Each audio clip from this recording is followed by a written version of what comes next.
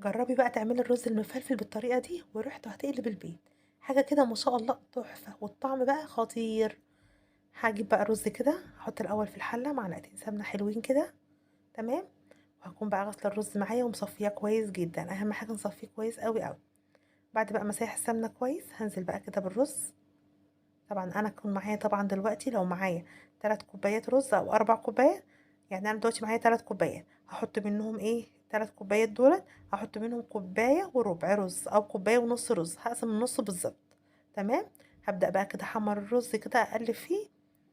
في الأول بقى كده الرز بيبدأ يمسك في الحلة، بعد كده بقى هتلاقيه اتقلب معاك كويس أوي.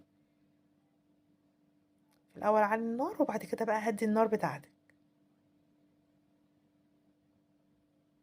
بعد كده بقى هبدأ أقلب وهدي النار بقى وأقلب بقى كده لحد ما يديني اللون الذهبي القمر ده. بعد بقى ما يديني اللون ده كده هنزل بقى بشوية قرفة كده ومعلقة فلفل أسمر. وبعد كده برضو هقلب تاني تقليبة حلوة كده. وانزل بقى ببقية الرز بتاعي كله واقلب برضو تقليبة كمان حلوة كده. ده بقى اسمه رز مفلفل او رزاية ورزاية بقى زي ما بتسميه، شوفي بقى انت بتسميه ايه. جميل جدا جدا والطعم خطير خطير. انا بحب بقى اسويه بشوربة. هنزل بقى كده بشوربة دسمة حلوة كده. طبعا لما تحطي شوربة بقى دسمة كده حلوة بتخلي الرز ما شاء الله مفلفل بقى معاكي كده. وجميل جدا جدا وطعم الفلفل فيه رهيب رهيب.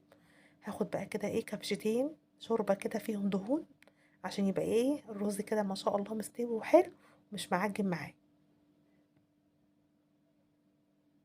هبدأ بقى اقلب كويس كده واظبط بقى الملح بتاعه. واحطه بقى كده على النار عالية وبعد كده بقى هدي النار بتاعته.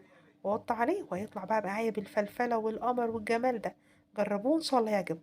لو اول مرة بقى بتتفرجوا عليا يا ريت تدعموني يا ريت باللايك وتشتركوا في القناة عشان يوصلكوا كل جديد. السلام عليكم.